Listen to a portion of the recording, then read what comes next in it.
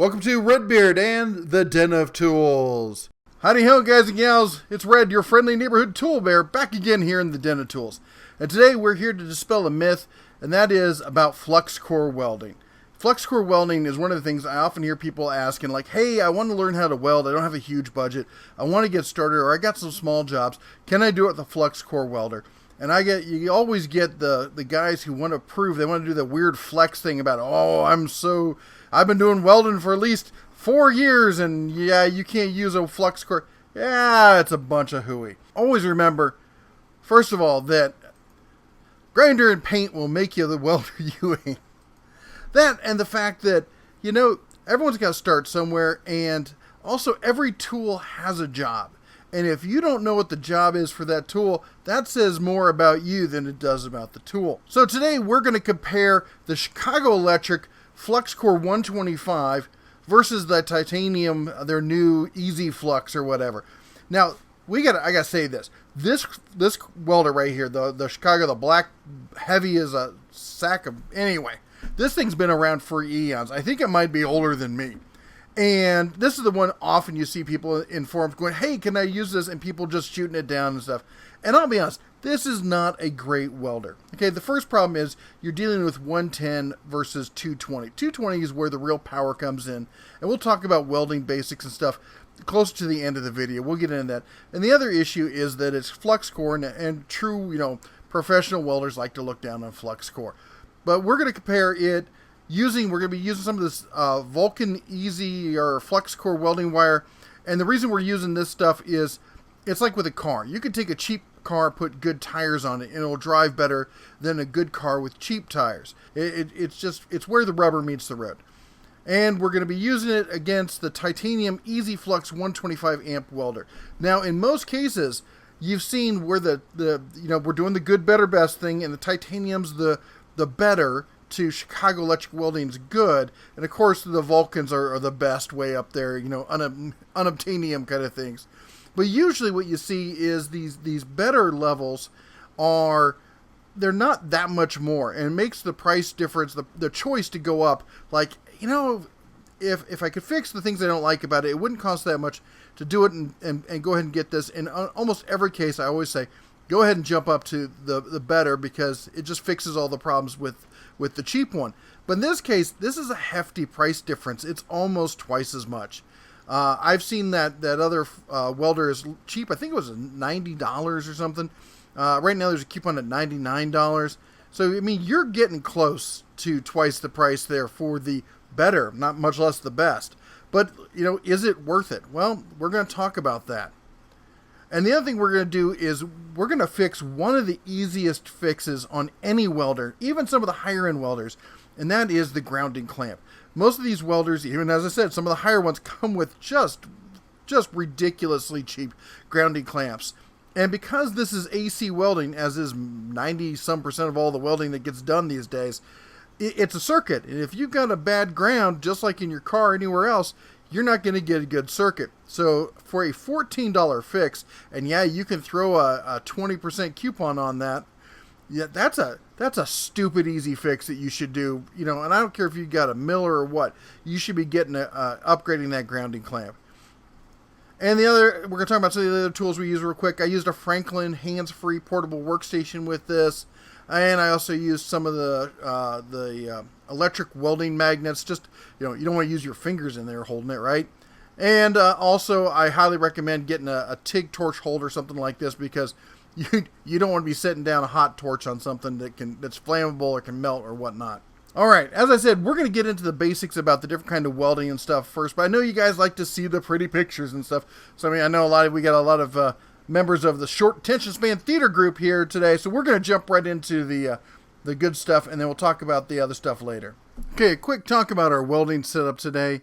I just want to say a big thank you to Harbor Freight for providing a lot of the materials in the welder used today here. They provided the Vulcan welding helmet, which was amazing, the Vulcan MIG gloves, and the titanium welder, as well as the Vulcan wire used in this. They had previously supplied the Franklin clamping workstation there. Everything else was stuff that I'd purchased or I previously had. Whenever Harbor Freight provides this stuff, there's never any kind of requirement. There's no strings attached. They just like, here you go, take a look at it, let us know what you think, do a video if you want.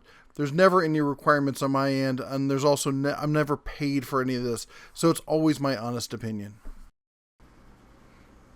Here's the old standby, the Chicago Electric welder, the 125. The setup on it's super easy. You press the little nub on the top there, or I should say on the front. Open it up. You've got a spool reel, and then you've got your feed and tensioner there. So you just unscrew the little thumb screw on here, take the spring and the top disc off. Put the your spool of wire on. Make sure that it's facing the correct direction so that it can feed directly into the feeder there. As you can see, we're using the Vulcan 0.3 wire there. Setup on this is super easy. You just unscrew that little knob right there, and that releases the tensioner, so you can feed it through the feed wheel into the feed for the hose there. Also remember, when you start the hose, it has to work its way, the blunt end of the wire has to work its way all the way through the hose. And it's best to keep it as straight as possible. That helps it get through without any kinks and whatnot. So when you're first starting off, remember to do that. Anyway, so what I do is I feed it through, and then I put the tensioner back on, and I crank it down to full, and then I back it off a turn or two. Now you may have to play with it to see if you're getting the right speed on it. I didn't really have a problem with that. It worked fine, right? I guess I got lucky. And real quick, here's the steel we're working with. We're working with 1/8 inch, 1.5 by 36 there, cut up into different sizes and stuff. And here's the gauge on the inside. Just tells you if you're using this wire, go at this speed. It's real simple. On the clamping station, you're gonna want to remove the rubber clamps here because this thing can get hot, so you don't want to melt your pads there. Also, I highly recommend not using these Harbor Freight hex drivers. They sell a set of 3 of these. They're real cheap. They fall apart. I've already had one set. I think it was the star bit. I don't remember which one fell apart on me. I may rig up a magnet kind of thing so it can just clip in place there. But I just want to show you this. This is hilarious. This is from the wrench testing video. We clamped it down so hard we gave a permanent impression there. If you read that backwards, that says Husky. And you can see some of the other wrenches embedded in there as well. Alright, here we go. This is Jeff's first runs at this. Remember, he's not a welder at all. He played around with the welder a few times. He's got a couple buddies who are professional welders who've shown him a thing or two here and there. Hasn't touched a welder in years and has never done any welding on his own, as you can tell. The point here is if he can do it, if a furless ape like this can do this, then I'm guessing pretty much any of you bears out there can handle this just fine.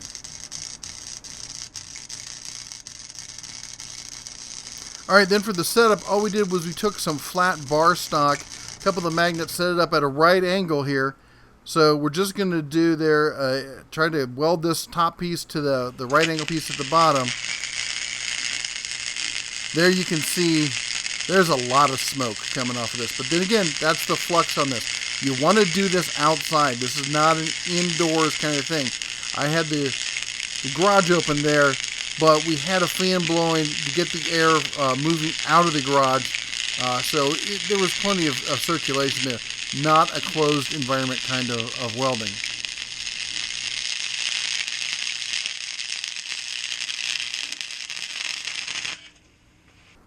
And yes, this welding does produce slag. Remember, you don't want to push this kind of welder. If it slags, it drags. You want to drag on this.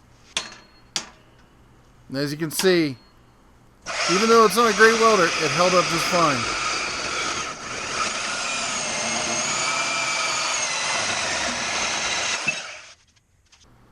Alright, let's take a look at the titanium. This is a much smaller, much lighter welder. You could tote this thing around no problem. You'd barely even know you had it. Great instructions inside the lid there. Almost identical setup, just on a smaller platform. Still takes the same size of wire reel there.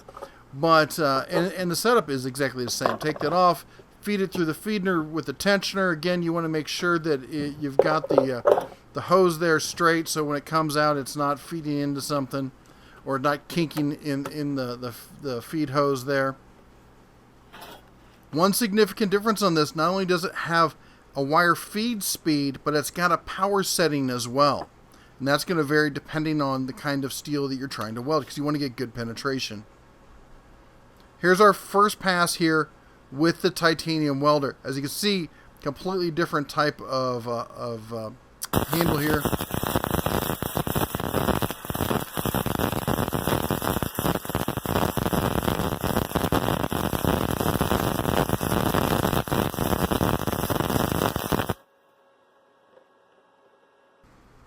And again, same setup. We got a piece of flat bar stock, magnets on the back holding it in place, and we're going to weld these together here.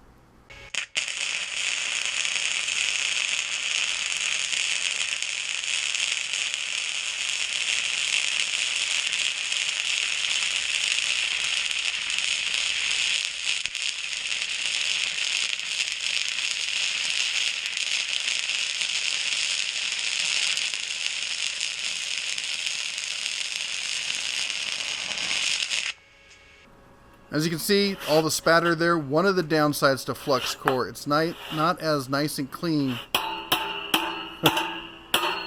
but it is strong. Not as clean as MIG, but certainly pretty strong.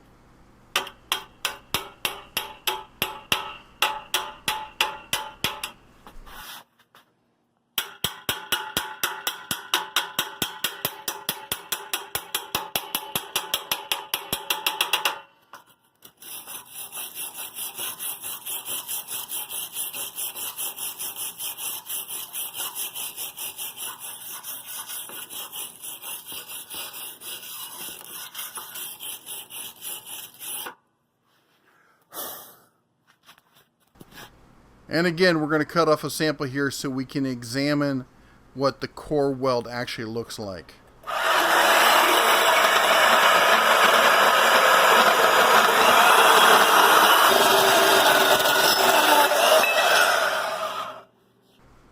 Alright, I have to apologize. I screwed up the footage when I put the new welding clamp on both of these. But I do have the still shots showing the cuts, so you can see the difference, what you get by adding this $14 clamp. And here's the Chicago Electric, no clamp, very basic. As you can see here, not great penetration there. I kind of drawn a red line there to show you what little you get. As I said, it's like a hot glue gun more than anything else. And here's the Chicago Electric with the clamp. As you can see there, got a little bit better penetration. This is not a miracle worker, but it is that extra 10-15% that could make the difference in a lot of welds. And here's the titanium without the clamp. Really here, the biggest issue was me not probably getting into the corner as much as I could there. But it got decent penetration up. You can see up on the wall and on the base plate. Adding the clamp in, though, was a world of difference. Good solid penetration across the board here. I even let one of the Cubs have a go with the titanium.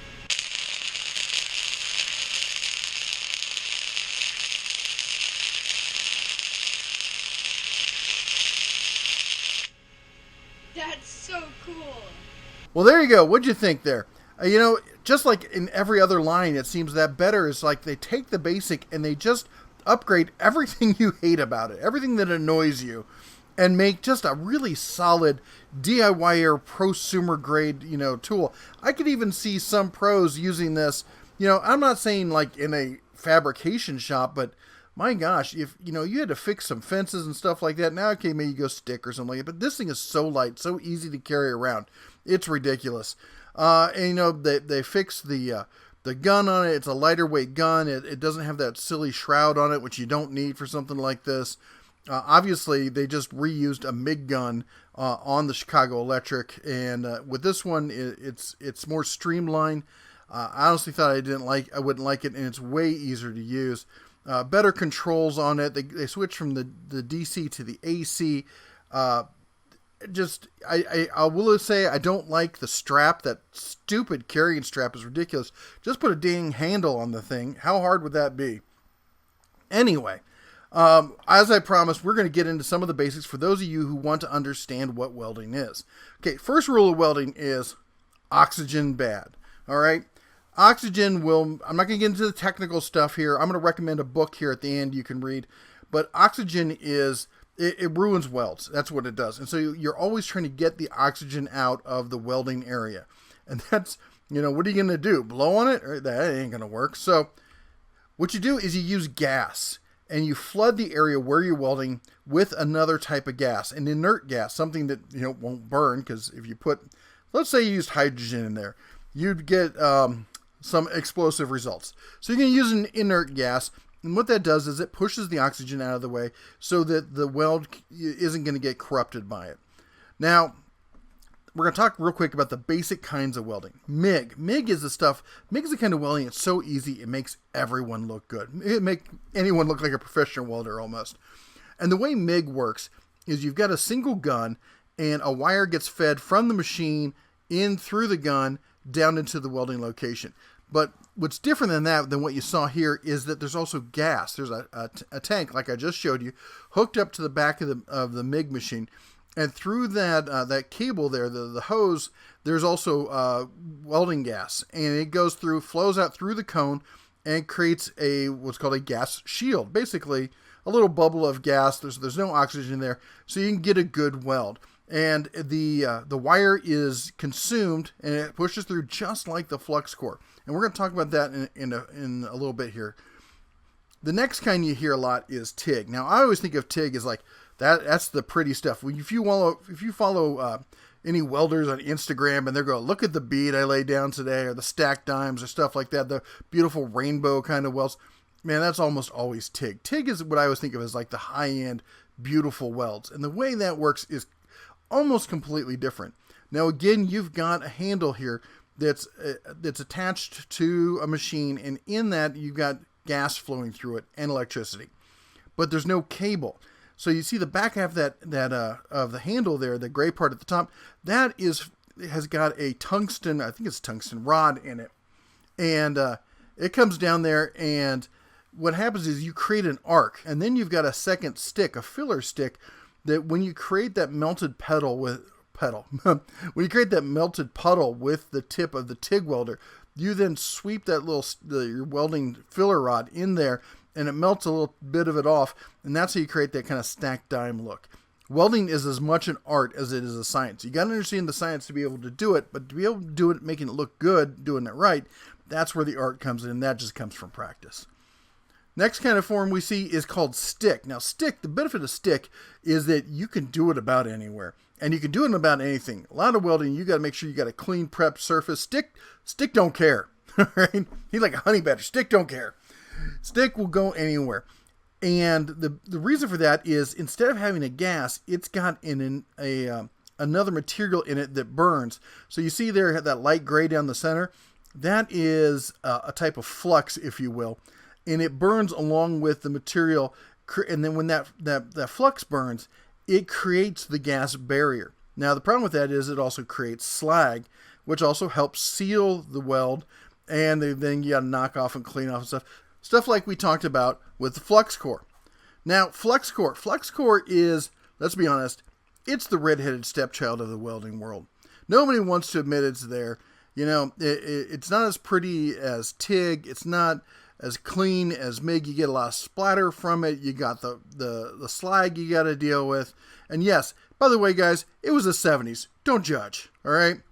So Flux Core, as you notice, it looks a lot like MIG. I mean, look at that. The difference with from Flux Core to MIG is with Flux Core, you've got this core down the center, much like the stick welding we were talking about. And this is essentially a blown up version of what it looks like. So you've got the welding material wrapped around this other, material that burns and creates a gas-like layer. That's your vapor barrier, okay? And that's what makes it so easy, because unlike MIG, you don't have to have a tank of gas you're carrying around. You don't have to figure out your flow rate on the gas or anything else, or worry about what kind of gas you're using with this. You could pretty much just go to town.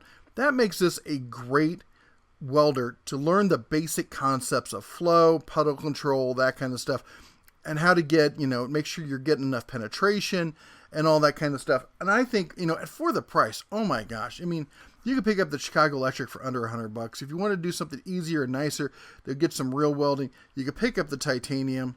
Now, I know someone's going to sit here and go, what about gas? What about gas? Yeah, and I know you're probably older than me, you old fart. No, I kid. But let's be honest, gas just isn't the main welding solution that it once was. And there's a lot of reasons, but it's way too much of a topic, or too big of a topic to go into here. So anyway, the point of this is that, yeah, you can learn to weld with Flux Core, and actually it can be quite useful. One of the problems with the Chicago Electric is because it's DC and it's low power, it's the worst of both worlds. And that basically makes it like the metallic version of a hot glue gun. It just sticks the two pieces together. It doesn't really penetrate, and almost couldn't quite be called welding, because welding is when you get the infusion between the two materials. But it can stick metal together, and it does have some applications. I could see doing some art with it. I could see doing some light metal work, repairing a fence, doing all sorts of stuff. When you get to the titanium, at this point, you're doing real welding. Especially when you get a good ground clamp on it, you're getting infusion there. And at that point, but you saw, we whacked them with a hammer. Even the hot glue version, it held pretty well. Fact of the matter is, you want to use the right tool for the job. If you're building a race car, no, Flux Core is not where it's going to be. If you're making, repairing a leg of a decorative lamp or something, you don't want that splatter and stuff all over it.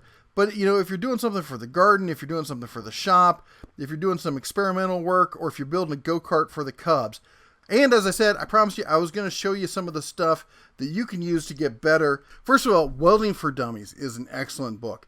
I've used the For Dummies series in all sorts of technical areas that I wanted to get into. Now remember, I ran a technical company in Silicon Valley, and this was my go-to cheat anytime new technology came out. You know why? Because you could pick up one of these books and you can read it, and it will give you the basic lingo and an understanding and the definition of the words being used in that conversation. Because if you go to a more advanced book or something like that, often they will use the jargon and you won't understand what that word means, and you'll be like, well, I'm lost at this point because I don't know what you're referencing. These books are excellent for that kind of starting your vocabulary to understand what it is you're doing and to build upon from there. So I always recommend these. By the way, I'll have links for all this stuff down below. Also, don't be like Jeff. He's a moron, welding in shorts and Crocs. Now, I'm not out there welding because obviously I'm covered in fur and we're throwing sparks. I'm like, Grizzly, please. No, I'm not going to go out there and weld. I'll be a walking barbecued bear. That ain't happening. But anyway, don't let your fur or skin get fried. Get yourself a decent apron. Here's a Hobart welding apron for $18.98. So anyway, there's a couple ideas to help make your welding experience a little more fun, a little bit easier, and a little less charring, if you would. Anyway, that's all the bear has for you today. If you like what you saw, consider chomping that like button down there, maybe ringing the bell, subscribing, and whatnot. Also, be sure to check out the bear merch down below. It's all linked down there. And as always, guys and gals, take care, God bless, and shine on.